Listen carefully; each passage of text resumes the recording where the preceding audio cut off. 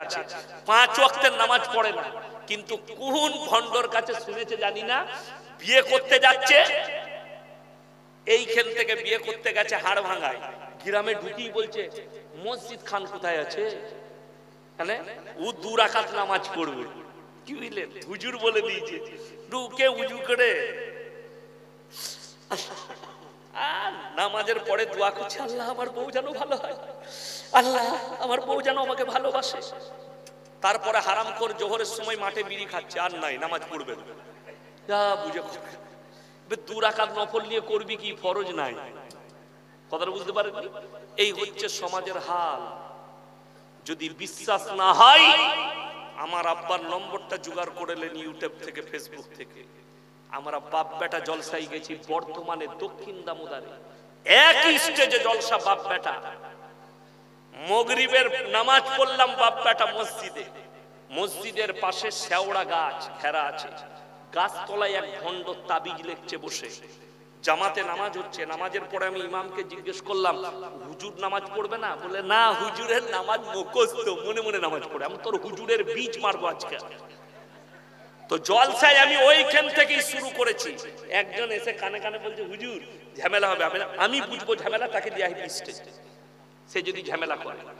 বড় কষ্টের বিষয়, বুখারী শরীফের হাদিস, রাসূল আকরাম সাল্লাল্লাহু আলাইহি সাল্লামের ওয়াফাতের হাদিস, নবীজির আখরি শেষ জিন্দেগীর শেষ ওয়াক্তের নামাজ।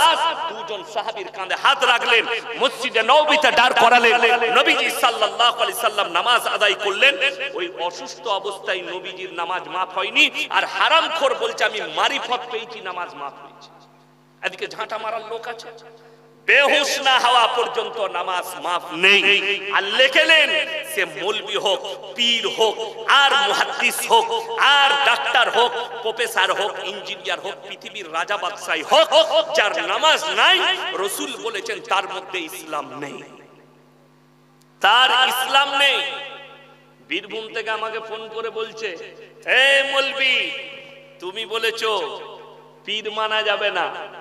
আমাকে বললে তুমি বাড়িতে 2 তলায় চাপো না? বলে হ্যাঁ, আমার বাড়ি 2 তলা, 2 তলায় চাপি আমি, 2 তলার উপরে। কি দিয়ে চাপো? আমি বললাম সিঁড়ি দিয়ে। বলে তুমি সিঁড়ি দিয়ে যেমন বাড়িতে চাপো 2 তলায়, পীর ধরতে গেলে এরকম সিঁড়ি লাগবে, তবে তুমি আল্লাহকে পাবে। আল্লাহকে পেতে গেলে পীর ধরে ধরে যেতে হবে। আমি তাকে বললাম, আমার বাড়িতে যদি লিফট থাকে তো আমি কি চাপবো? কথাটা বুঝতে পারেননি? যার বাড়িতে লিফট আছে সে সিঁড়িতে চাপবে না লিফটে? লিফটে চাপবে, তো আমি সুইচ মারবো, উপর দিকে চলে যাব। আপনারা মনে করছেন আমি হাসি মজাক করছি? আল্লাহর কসম করে বলছি, যে ভণ্ডরা শুনবে, শোনো, আমি কোরআনের দলিল দিয়ে যাব। এটা তো আমি শুধু খালি মজাকের ছলে আপনাদেরকে নিয়ে যাচ্ছি, লাস্টে কোরআনের দলিল দেবো। একজন বলছে গাছে চাপলে কিসে চাপো? আমি ডাল ধরেই চাপি। আমরা সবাই ডাল ধরে চাপি না? চাপি না। সে আমাকে বলছে ডাল ধরে যেমন গাছে চাপতে হয়, পিন না ধরলে আল্লাহকে পাওয়া যাবে না। আমি বলি, এই বুকা, আমি যদি ডাব গাছে চাপি তা কি ধরবো? কথাটা বুঝতে পেরেছেন না পারেন? এই ডাব গাছে চাপলে কি ডাল আছে? জড়িয়ে ধরে চাপতে হয়। তা আমি বললাম, তোর প্রত্যেকটা প্রশ্নের উত্তর আমার কাছে মুতর আছে। সে বললে কোরআনের দলিল দাও। আমি বললাম 21 পারা সূরা সিজদা। কত পারা বললাম? 21 পারা সূরা সিজদা। আচ্ছা আপনারা বলুন, কোন ছেলে কোন মেয়েকে প্রেম করলে কি বলে? হ্যালো, তুই বাস স্ট্যান্ডে আসবি, সবার সামনে তোকে আমি চিল্লিয়ে বলবো আই লাভ ইউ, এরকম কেউ বলে? কেউ বলবে না। প্রেম আর প্রেমিকা, তাদের যে মহব্বত, সেটা কোথায় জাহির করে? যখন সবাই ঘুমিয়ে যায়, রাত্রে আর কেউ জেগে নাই, বাপ মা সব পরিবার ঘুমিয়ে গেছে, প্রেমিক প্রেমিকের ঘরে, প্রেমিকা প্রেমিকের ঘরে দরজা লাগিয়ে রাতের বেলায় ফোনটা লাগাইছে 12টার সময়। হ্যালো, তোমাকে না পেলে আমি মরে যাবো, কিন্তু কবে বিয়ে করবে বলো, পালিয়ে যাবো। এই যে কান্না, এটাই কিন্তু অরিজিনাল প্রেম, ঠিক কি না? কথা বলেন, এইটাই রিয়েল প্রেম। যদি বলেন তাহলে এর সঙ্গে আল্লাহর প্রেমের সম্পর্ক কি? কোরআন খুলেন, তাতাজাফা জুনুবুহুম আনিল মাদাজি ইয়াদউনা রাব্বাহুম খাওফান ওয়া তামআ। হে আমার বিশ্বনবী, পৃথিবীর মানুষকে বলো, সবাই যখন পৃথিবীর নিরালায় চলে যাবে, যারা আমার সঙ্গে ডাইরেক্ট প্রেম করতে চায়, তারা তখন তাহাজ্জুদের নামাজে দাঁড়াবে আর আমার কাছে কান্নাকাটি করবে, ডাইরেক্ট আমার আল্লাহর সঙ্গে সঙ্গে সম্পর্ক হবে। আসল কথা আম মানুষকে ভুল ব্যাখ্যা শুনিয়েছে। কি শুনেলেন? আমার মামাজিরা মায়েরা বোনেরা, ইন্না আউলিয়া আল্লাহি লা খাউফুন আলাইহিম ওয়ালা হুম ইয়াহজানুন। হে আমার ভাইয়েরা, তোমরা অলির দামান ধরো। ওখানে অলির দামান লেখা আছে, অপব্যাখ্যা। আর আল্লাহ কোরআনে বলছেন ইন্না আউলিয়া আল্লাহি লা খাউফুন আলাইহিম ওয়ালা হুম ইয়াহজানুন। আউলিয়া শব্দের অর্থ হচ্ছে আল্লাহর বন্ধু। যারা আল্লাহর বন্ধু হবে তাদের দুনিয়া এবং পরকাল কোনো জায়গাতে ভয় নেই। সেই আউলিয়াটা আমিও হতে পারি, আল্লাহর বন্ধু আপনিও হতে পারেন, সাধারণ হতে পারে, হাজী সাহেব হতে পারে, মৌলভী হতে পারে, মোল্লা হতে পারে। যে কেউ আল্লাহর বন্ধু হবে তার জন্য দুনিয়া এবং পরকালে কোনো রকমের ভয় নেই।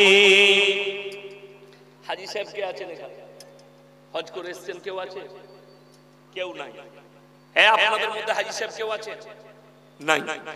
মক্কা থেকে মদিনা 470 কিলোমিটার রাস্তা। কত বললাম? কথা বলেন কত? 470। একটাও মাজার নেই। আমার বাড়ি থেকে এখানে 378 কিলোমিটার রাস্তা, 378,000-এর বেশি মাজার আছে। আর বিশ্বাস করুন, ওহুদের প্রান্তরে 70 জন সাহাবীর কবর, যারা যুদ্ধের ময়দানে শহীদ হয়েছেন, লোহার ব্যারিকেড দিয়ে কবরগুলো ঘেরা আছে। সেখানে যে সে সাহাবী শুয়ে নেই, রাসূল আকরাম সাল্লাল্লাহু আলাইহি সাল্লামের চাচা জান হযরতে আমির হামজা রাদিয়াল্লাহু তাআলা আনহু শুয়ে আছেন, যার বুকটা চিড়ে কলিজা ঠাট্টা বার করে চিবিয়ে খেয়েছিল হিন্দা। আল্লাহ তাকেও ঈমান দান করেছিলেন।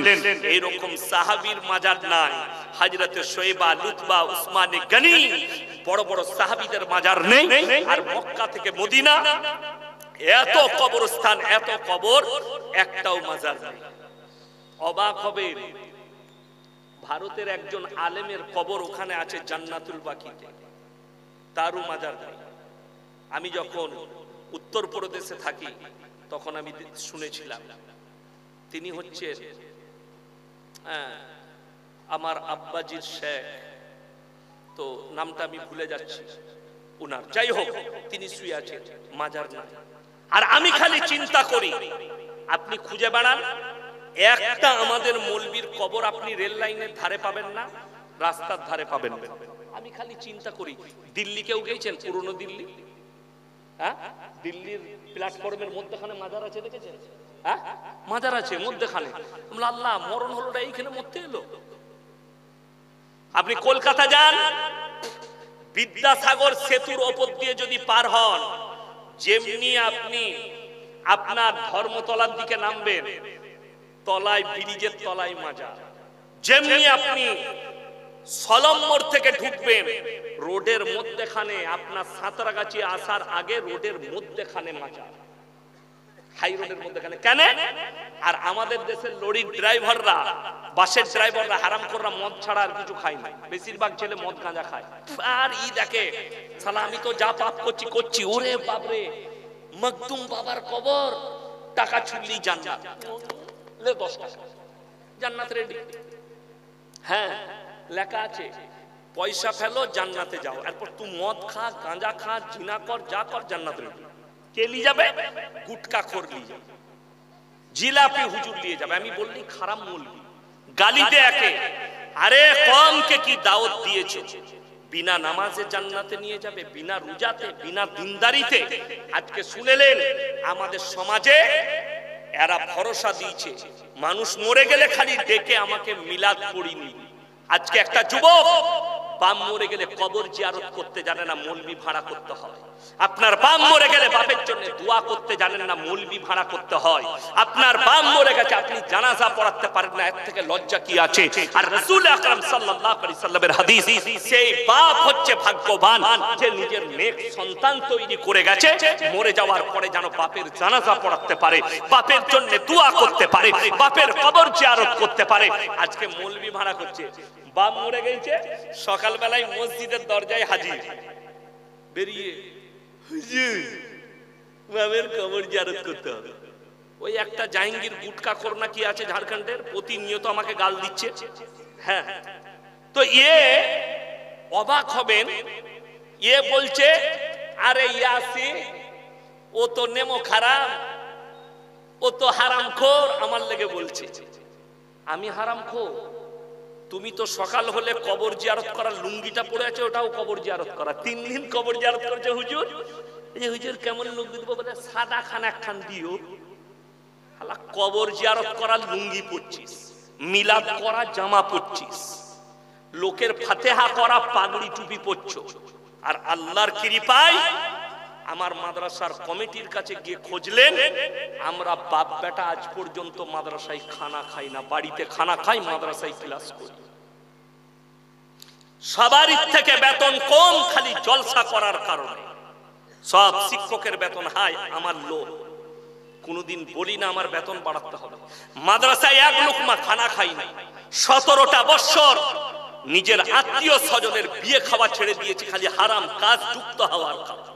খবর লাও আমার পরিবারের কাছে আমি কার বিয়েতে যুক্ত হয়েছি, কিন্তু তাদের সঙ্গে সম্পর্ক আছে। তার বাড়িতে যাব, তার আপদে যাব, তার বিপদে যাব, সবেতে যাব, তার পাশে দাঁড়াবো আপদে বিপদে পড়লে। কিন্তু যদি অনুষ্ঠান করো, ইসলাম বিরোধী অনুষ্ঠান হলে ইয়াসিনকে তোমরা পাবে না।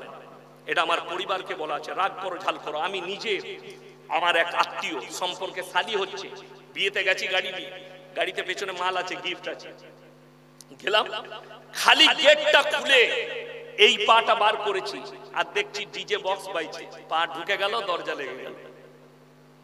ড্রাইভারকে বললাম যে এটা নিয়ে তুমি তার বাড়িতে পৌঁছে দাও। ওরা সব ছুটে এসেছে। হুজুর রাগ করে, ছোট ছেলেরা বাজাচ্ছে। আমরা তুমি কি হিজড়ে? তুমি হিজড়ে? ছোট ছেলে বাজাচ্ছে গান, আমি এই দিয়ে খাই না। বলে হুজুর কমপক্ষে নাস্তাটা করে যান। আমি বললাম আল্লাহর কৃপায় এই দিনের রাস্তায়, আল্লাহর রাস্তায় থাকার কারণে তোমার থেকে দামি খাবার প্রত্যেকদিন আল্লাহ আমাদের দস্তরখানে দেয়। আজকে বাড়ি থেকে বেরিয়েছি, স্বপ্নেও ভাবতে পারিনি কি খাবো। আল্লাহ আমাদের দস্তরখানে আজকে বলি দিদি খাসি দিয়েছে, খাসির মাংস 800 টাকা কিলো। তুমি কি খাওয়াবে? মুরগির মাংস, দেশি। খাবারটা মেটার করে না, খাবার হালাল হতে হবে, অনুষ্ঠান হালাল হতে হবে। বলছে আরে ইয়াসিন কি জানে, কে বললো খাতনার খাওয়া খাওয়া যাবে না? গান বাজনা করবে, ডিজে বাজিয়ে গোটা গ্রাম ঘুরুচ্ছে। বলে কি ব্যাপার? বলে কালকে আর নুনু কাটা হবে, আর ওই খানা জাহাঙ্গীর খাবে। আমি খাই না, আমার কাছে জায়েজ না, তোমার কাছে জায়েজ আছে, তুমি খাও। দুঃখ লাগে। প্রত্যেকটা যুবককে বলে যাচ্ছি, হে আমার যুবক ভাই, সবাই কোরআন পড়া শিখবেন আজ থেকে। হাত তুলে বলুন তো ইনশাআল্লাহ। হাত তুলে বলুন ইনশাআল্লাহ। কোরআন হাদিসের জ্ঞান অর্জন করুন, কবর জিয়ারতটা শিখুন, 5 ওয়াক্তের নামাজি হন, মুখেতে দাড়ি ফুটান, মাথায় টুপি, মুখে দাড়ি, ইসলামিক কৃষ্টি কালচারে আসুন। আপনার বাম মরে গেল যেন আপনি ইমামকে বলতে পারেন যে মোল্লা সাহেব আমাকে জানাজার নামাজটা পড়াতে দেন। আর শুনেলেন হাদিসে আছে, বাম মরে গেলে বেটা যদি দোয়া করে, আল্লাহ আমার আব্বাকে ক্ষমা করে দাও, আল্লাহ কারেন্টের মতো, বিদ্যুতের মতো দোয়াকে কবুল করবেন। জোরে বলুন সুবহানাল্লাহ। আর আপনি হায়ার করেছেন, আমাকে বললেন মৌলী সাহেব 10 টাকা দিচ্ছি আমার বাপের লেগে দোয়া করবেন। তো এবার তোর মতো 100 জন টাকা দিচ্ছে, তো আমাকে তো পাইকারি দোয়া করতে হবে। আল্লাহ যারা আমাকে টাকা দিয়েছেন তাদের বাপকে জান্নাতি করো, দেয়ার পর পোলাও আর ভাত, পাথর চাপ দিতে চলে। আমি জিজ্ঞেস করেছি 10 টাকায় মিলা, 10 টাকায় বাবা বসে আছে বাউল গুষ্টুমের মতো, তার কাছে লোকরা যাচ্ছে, মামা আমার মায়ের নামে মিলা 20 টাকা রাখো, মামা আমার চাচার নামে মিলা, হয়ে গেছে তোরা কি না। এগুলো জান্নাতে। আর হারামখোর রাত হলে গাঁজা খায়, দিনের বেলায় দেখতে পাবেন। কি আমাদের জামা দেখছেন, 500 দানার তসবিহ, কোরআন হাদিসের জ্ঞান নেই। রাতের বেলায় আন্ডারপ্যান্ট একদিকে গাঁজা খেয়েছে, তার লুঙ্গি একদিকে, জামা একদিকে, আন্ডারপ্যান্ট পরে শুয়ে আছে, গাঁজা খায়, নামাজ রোজার ধার ধারে না। আমি যদি মিথ্যা বলে থাকি আমার গাড়িতে চাপুন, আমি মাজারে নিয়ে গিয়ে দেখাবো আমার বর্তমান জেলা আমার বাড়ির কাছে 1 ওয়াক্তের নামাজ এমনকি হারামখোর জুম্মাটা পর্যন্ত পড়ে না, অথচ মাজারে বসে তাবিজ লিখছে, লোকরা তাদেরকে ভালো মন্দের মালিক মনে করছে। একজনের হাত পা 2 প্যারালাইসিস, কি বললাম, হাত পা 2টোই প্যারালাইসিস, লড়তে পারে না। সে আবার লোকের রোগ ভালো করছে কি করে? ফুক দিয়ে। হারামখোর বিড়ি খাচ্ছে, তো ওর একটা লোক আছে সে বিড়িটা ধরিয়ে খাইয়ে দিচ্ছে। বিড়িখোর কখনো লোকের উপকার করে? আল্লাহু আকবার। সমাজের হাল কোথায় গেল? ইসলামকে মাজাক বানিয়ে রেখে দিয়েছে। মক্কা থেকে মদিনা শুনেলেন, হে মুসলমান ভাই, যদি কবরে চাদর চড়ানো জায়েজ হতো, রাসূল আকরাম সাল্লাল্লাহু আলাইহি সাল্লামের কবরটা আসমান পর্যন্ত হীরে মতি মুক্ত চাদরে ঢেকে যেত। রাসূলের কবরে জায়েজ নেই, পৃথিবীর আর কোনো মৌলভী মোল্লা পীর ফকিরের কবরের জন্য জায়েজ হতে পারে না।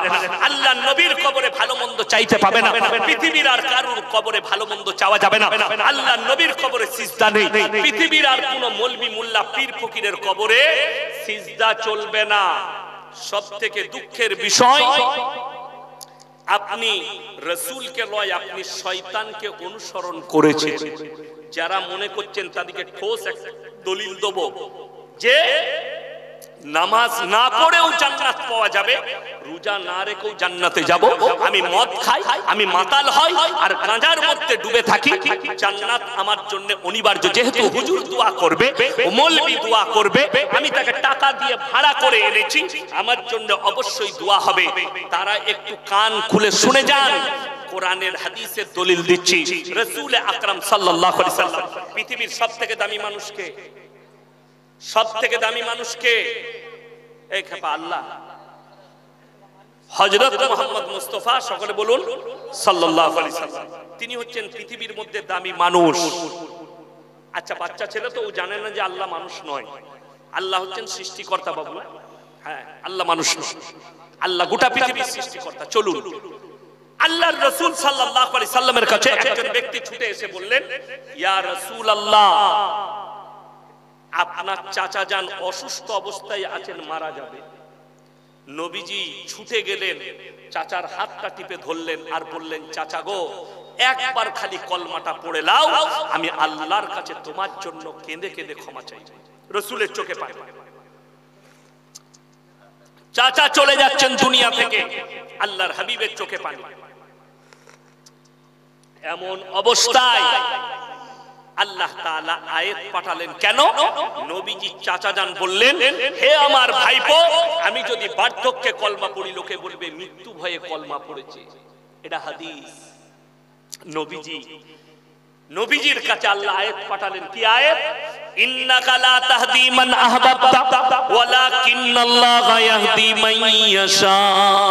হে আমার বিশ্ব নবী, পৃথিবীর মানুষকে বলো, পৃথিবীর মানুষকে শুনিয়ে দাও, হিদায়াতের মালিক হচ্ছি একমাত্র আমি আল্লাহ। আমার ইচ্ছা নেই, তাই তোমার চাচা কলমা পড়তে পারবে না। কোরআন। নবীজির চোখে পানি এলো। চাচা যান দুনিয়া থেকে চলে গেলেন, চাচা দুনিয়া ছেড়ে দিয়েছে। আল্লাহর হাবিব সাল্লাল্লাহু আলাইহি সাল্লাম এরপরে আল্লাহকে বললেন, আল্লাহ, তুমি আমাকে যতদিন না নিষেধ করছো, আমি আমার চাচার জন্য কেঁদে কেঁদে ক্ষমা চাইবো। নবীজি কাঁদতে লাগলেন। কার জন্য? নিজের চাচার জন্য। আল্লাহ, তুমি আমার চাচাকে ক্ষমা করে দাও।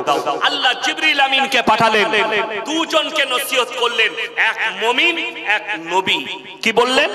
মা কানা লিন নবী ওয়াল্লাযিনা আমানু আন ইস্তাগফিরু লিল মুশরিকিন ওয়ালাউ কানু উলি কুরবা। হে আমার নবী এবং মুমিনরা শোনো, যারা বেঈমান কাফের হয়ে মুশরিক হয়ে মারা গেছে, তাদের জন্য দোয়া করতে পাবে না, যদিও তারা তোমাদের নিকটতম আত্মীয় হয়। মদের ভাটিতে জীবন কাটিয়ে মারা গেছে, জীবনে আল্লাহ আল্লাহ রাসূলের নাম লাইনি। ঈদের দিনে লাফালাফি কারা বেশি করে? জীবনে যারা কোনোদিন নামাজ পড়ে না, খালি ঈদ আর বাকরা ঈদ পড়ে। আমি বর্ধমানে এক জায়গায় নামাজ পড়াই, 15-20টা গ্রাম নামাজ পড়ে। একজন কানে কানে বলছে, হুজুর নিয়তটা একটু বলে দিবেন। আমি নিয়ত নিয়ে কি করবি বে? বুঝে কেন? আমি দরুদ শরীফটা জানিস না? সানা জি না, তাসবিহ জি না, ও কিচ্ছু জানে না, খালি বলছে নিয়তটা বলে দাও, ফাটাফাটি করে দেব। ঈদের দিনে তোয়ালি শ্বশুর দিয়েছে, তোয়ালিও শ্বশুরের, লুঙ্গিও শ্বশুরের, আন্ডার প্যান্টও শ্বশুরের, জামাটাও শ্বশুরের। ইয়ে হযরত সাথে জীবনে নামাজ পড়ে না। আমাদের দেশে 3টে কোয়ালিটির নামাজি আছে। কটা বললাম বাবা? 3টে। এক হচ্ছে ঈদ বাকরা ঈদের নামাজি, 2 হচ্ছে জুম্মার, আর 3 হচ্ছে 5 ওয়াক্তের নামাজ। এখন যারা নামাজ একদমই পড়ে না, ও ঈদ বকরা ঈদও পড়ে না, এরকম লোক আছে না নাই? আমাদের দেশে আছে। ও ঈদ বকরা ঈদও পড়ে না, কিন্তু কি বলে জানেন? এসব মৌলবীরা যখন বলে, ইমাম সাহেব বলে ভাই নামাজ পড়ো না কেন, নামাজটা পড়ো কেন, ও উত্তর দেয় নামাজ না পড়তে পারি মৌলী সাহেব, কিন্তু আমার মতো ভালো লোক গ্রামে পাবেন না আপনি। এরকম মাল আছে না নাই? গাদা আছে, দোকানে ফুটানি গাদা। নামাজ না পড়তে পারি, কিন্তু আমার মতো ভালো লোক পাবেন না। তারা কান খুলে শুনে যান, চোখে পানি আসবে, আল্লাহর কসম করে বলছে এটা কোরআন। সবাই হাত তুলে বলুন নামাজ কেউ ছাড়বো না ইনশাআল্লাহ। এই জোরে বলুন ইনশাআল্লাহ। মা বোন ভাই সকলে নামাজি হন, নামাজি। শুনেলেন কিয়ামতের দিনে যারা বলছে আমরা নামাজ না পড়তে পারি আমরা ভালো লোক, মহিলারা শুনবেন, ছেলেরা শুনবেন। অনেক মেয়ে বলে বোন আমি নামাজ রোজা করি না, কিন্তু তোদের মতো আমি খারাপ নয়, আমি ভালো মেয়ে। তারাও শুনো, কিয়ামতের দিনে দুটো রাস্তা, একদিকে জান্নাতীরা প্রবেশ করবে আর একটা রাস্তায় জাহান্নামীরা যাবে। জান্নাতীরা জাহান্নামী দিওকে প্রশ্ন ছুড়ে দিবে, ফি জান্নাতি ইয়াতাসাআলুনা আনিল মুজরিমিনা মা সালাকাকুম ফি সাকার, তোমরা কেন জাহান্নামে যাচ্ছ? তোমরা বলতে আমরা ভালো লোক, আজকে কেন জাহান্নামে গেলে? তখন তারা